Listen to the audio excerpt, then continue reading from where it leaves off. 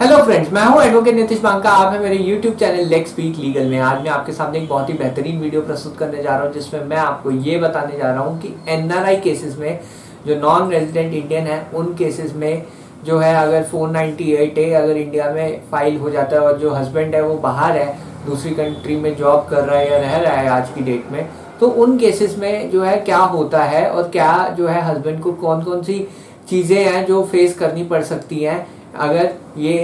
Cases जो है ज़्यादा चल जाते हैं। अब क्या होता है कि हस्बैंड वाइफ का डिस्प्यूट अगर हो जाए, और वो भी तब जब हस्बैंड और वाइफ दोनों बाहर वाली कंट्री में हैं और वाइफ को जो है वापस इंडिया आना पड़ जाए, और उसके बाद जो है क्योंकि लड़ाई हुई है, वाइफ जो है इंडिया में है और हस्बैंड जो है बाहर है, तो वहाँ पे जो है डिस्प्यूट जो है आया है। अब प्रॉब्लम यहाँ पे आती है कि इसमें जो है हस्बैंड साइड जो है वो क्या क्या चीज़ें जो है फेस कर सकती है, क्योंकि वाइफ जो है इंडिया में वो खाली तो बैठेगी नहीं, ऑब्वियसली कुछ ना कुछ केस तो करेगी आपके ऊपर,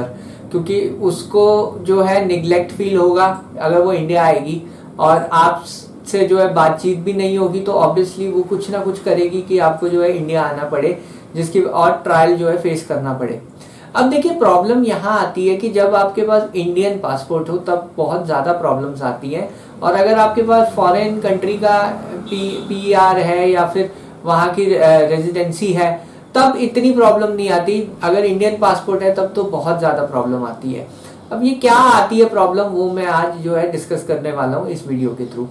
देखिए, आपकी वाइफ ने आपके ऊपर फॉल्स 498A का केस जो है इंडिया में कर दिया, और आप जो है बाहर जॉब कर रहे हैं या बाहर रह रहे हैं आज की डेट में, तो इसमें जो है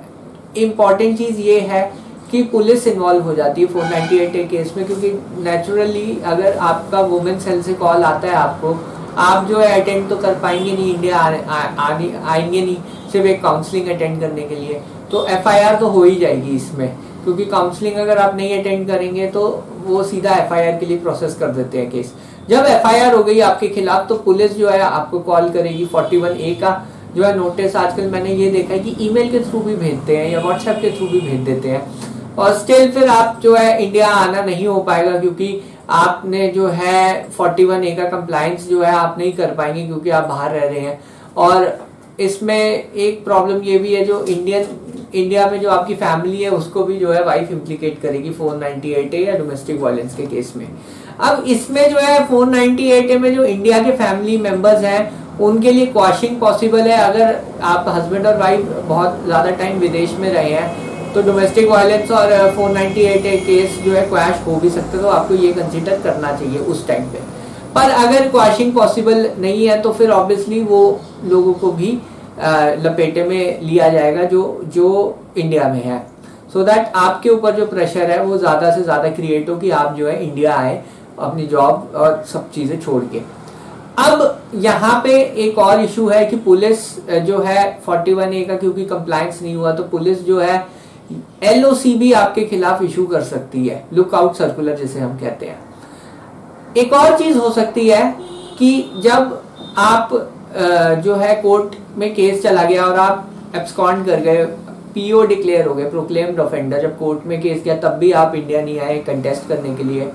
तो आप PO भी डिक्लेयर करे जा सकते हैं। और PO के अंदर जो है मैजिस्ट्रेट जो है पासपोर्ट अथॉरिटीज को रेवोकेशन ऑफ पासपोर्ट की भी दरखास्त भेज सकता है। और अगर आपका इंडियन पासपोर्ट जो है रिवोक हो गया, आप बाहर बैठे हुए हो और रिवोक हो गया, तो सोचिए कितनी बड़ी प्रॉब्लम है कि वहाँ पे जो है प्रॉपर डॉक्यूमेंटेशन ही नहीं होगी फिर आपके पास, और वीज़ा भी इसी बेस पे रिवोक किया जा सकता है। तो जब ये चीज़ होगी तो फिर आपको इंडिया आना ही पड़ेगा, क्योंकि आपके पास जो है वैलिड प्रूफ नहीं है वहाँ रहने के लिए। आपका पासपोर्ट अगर रिवोक कर दिया पासपोर्ट अथॉरिटीज़ ने तो आपको इंडिया आना ही पड़ेगा फिर इन एनी केस। सो अब जब आपको इंडिया आना पड़ेगा तो आप इंडिया आएंगे। अगर आपका पासपोर्ट रिवोक हो गया तब तो बात ये है कि आप हाई कोर्ट में जाएंगे, रिट फाइल करेंगे कि रिस्टोर किया जाए आपका पासपोर्ट, और अगर आपका रिस्टोर हो भी गया तो 1 साल की या 2 साल की वैलिडिटी ही मैक्सिमम मिल सकती है इस केस में। 1993 की एक नोटिफिकेशन है कि अगर आपके ऊपर 498A केस चल रहा है या कोई भी क्रिमिनल केस चल रहा है तो मैक्सिमम 1 साल का जो है आपको जो है पासपोर्ट रिन्यूअल होगा।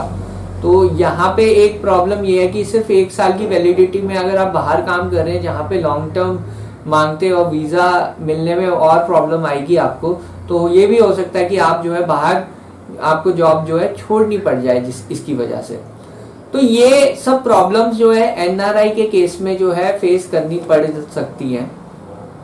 कि अगर आप बाहर हैं। अब दूसरी चीज है कि अगर आपके पास इंडियन पासपोर्ट ही नहीं है, तब मैक्सिमम जो है कोर्ट लुकआउट सर्कुलर और वारंट्स इशू कर सकता है। आप जैसे ही इंडिया आएंगे तब आपको प्रॉब्लम होगी, नहीं तो एक्स्ट्राडिशन नहीं कर सकता, क्योंकि ये जो 498A का ऑफेंस है वो इंडिया में ही वैलिड है, बाहर इसकी कोई मान्यता नहीं है। तो एक्स्ट्राडिशन के लिए एक्स्ट्राडिशन एक्ट के थ्रू ये होना चाहिए कि वहाँ पे भी सेम ऑफेंस जो है माना जाना चाहिए जो 498A का इंडिया में है। तो वहाँ पे जो है एक तो एक्स्ट्राडिशन प्रैक्टिकली पॉसिबल नहीं है करना इंडियन अथॉरिटीज के लिए, और दूसरा ऑफेंस नहीं है तो एक्स्ट्राडिशन आपका नहीं होगा। तो बट आप जब इंडिया आएंगे तब आपको प्रॉब्लम होगी कि आपको जो है सीधा अरेस्ट कर लिया जाएगा, क्योंकि लुकआउट सर्कुलर जो है पेश किया जाएगा। अब एक और चीज है कि जब आप सपोज आप एनआरआई या बाहर जॉब कर रहे हैं परमानेंटली,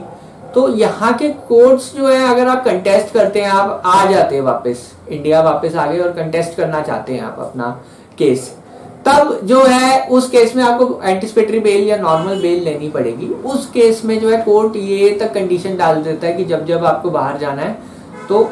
आपको जो है कंडीशन का इन्फॉर्म करना है कोर्ट को कि कितने टाइम के लिए जा रहे हो, आपको पूरी परमिशन लेके जानी पड़ेगी, तो उसमें भी टाइम लग जाता है। तो ऑब्वियसली जो जब आप फॉरेन में जॉब कर रहे हो तो प्रॉम्प्ट आपको जो है करना है काम, तो कई बार इसमें डिले हो जाता है, जिसकी वजह से भी आपकी जॉब में प्रॉब्लम आ सकती है।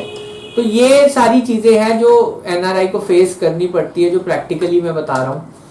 और इसमें जो है प्रॉब्लम ये है कि 1 साल या 2 साल की वैलिडिटी आपको मिल सकती है, और आपको हमेशा जो है इन्फॉर्म करना पड़ेगा कोर्ट को कि अगर आप बाहर जा रहे हैं, विदेश जा रहे हैं, विदेश में नौकरी कर रहे हैं, तो आपको जो है कोर्ट को इन्फॉर्म करना पड़ेगा। तो ये आपको ध्यान रखना है, ये सब कंडीशंस और ये सब चैलेंजेस जो हैं आपको फेस करने पड़ सकते हैं। बहरहाल वीडियो देखने के लिए बहुत बहुत धन्यवाद। अगर आपको ये वीडियो पसंद आया है, नॉलेजेबल लगा है, तो प्लीज़ लाइक कीजिए, कमेंट कीजिए और शेयर कीजिए ज़्यादा से ज़्यादा। धन्यवाद, थैंक यू।